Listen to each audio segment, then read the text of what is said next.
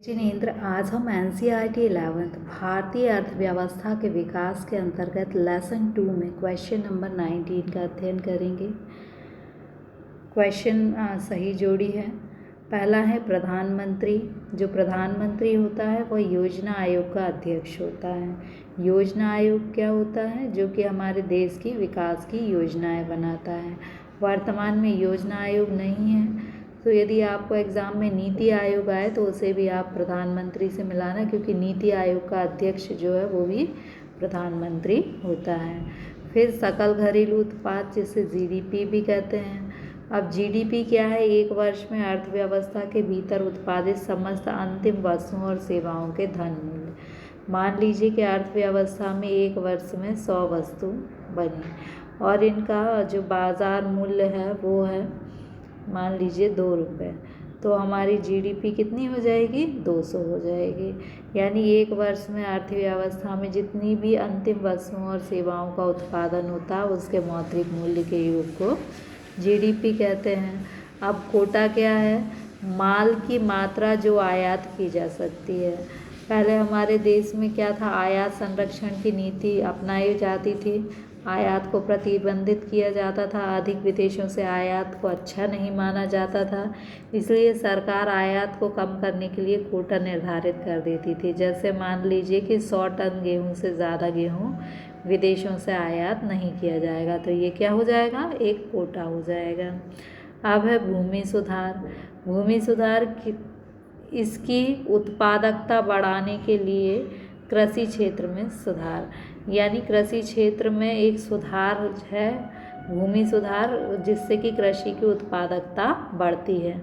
अब भूमि सुधार में क्या होता है कि जैसे मान लो कि बड़े बड़े किसानों के पास बहुत अधिक भूमि है, तो सरकार निर्धारित कर देगी कि इतनी से अधिक मतलब 100 एकड़ से अधिक भूमि किसी के पास नहीं होगी, और इससे अधिक भूमि जिसके पास होगी वो गरीब किसानों को बांट दी जाएगी। तो ये क्या हो जाएगा? भूमि सुधार। चूँकि गरीब किसानों के पास भूमि नहीं थी, अब भूमि हो जाएगी तो वो लगन से काम करेंगे और उत्पादकता में वृद्धि हो जाएगी। अब है HYV बीज, हाई यील्ड वैरायटी सीड्स बोलते हैं। बीज जो उत्पादन का बड़ा अनुपात देते हैं। पहले हमारे देश में भुखमरी थी, अन्न अभाव था। बाद में हमने जो है HYV का हरित क्रांति में प्रयोग किया और उससे हमारा ये बीज जो थे उनसे कृषि में उत्पादन बढ़ जाता था। सब्सिडी क्या होती है? उत्पादन गतिविधियों के लिए सरकार द्वारा दी गई मौद्रिक सहायता। जैसे मान लीजिए सरकार चाहती है कि किसान जो हैं हरित क्रांति को अपनाएं, तो हरित क्रांति में जो खाद बीज उर्वरक महंगे महंगे यूज़ में आते हैं, तो मान लीजिए कोई चीज़ 100 रुपये में आ रही है तो 50 रुपये सरकार ने सब्सिडी दे दी, तो किसान को वो 50 रुपये में ही मिलेगी। इसका परिणाम क्या होगा कि उत्पादन गतिविधि में वृद्धि होगी और इसके लिए सरकार ने मौद्रिक सहायता प्रदान की। Match the following. Answer is first, prime minister, chairperson of planning commission. Nowadays planning commission replaced by Niti Aayog. So Niti Aayog is a prime minister is a chairperson of Niti Aayog. Gross domestic production, the money value of all final goods and services produced within economy in a 1 year. Means एक साल में economy में जितनी भी final goods और service का production होता है उनकी मनी वैल्यू को हम ग्रॉस डोमेस्टिक प्रोडक्शन कहते हैं। Quota, quantity of goods can be imported, means सरकार जो है वो निर्धारित कर देगी कि 100 टन से अधिक गेहूँ जो है वो इम्पोर्ट नहीं किया जा सकता। So this is called Kota.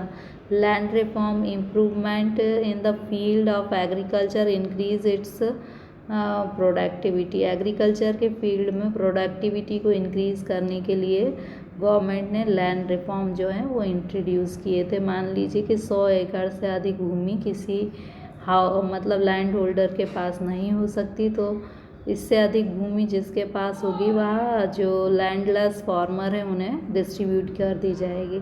So this is called land reform. HYV seeds means high yield variety seed.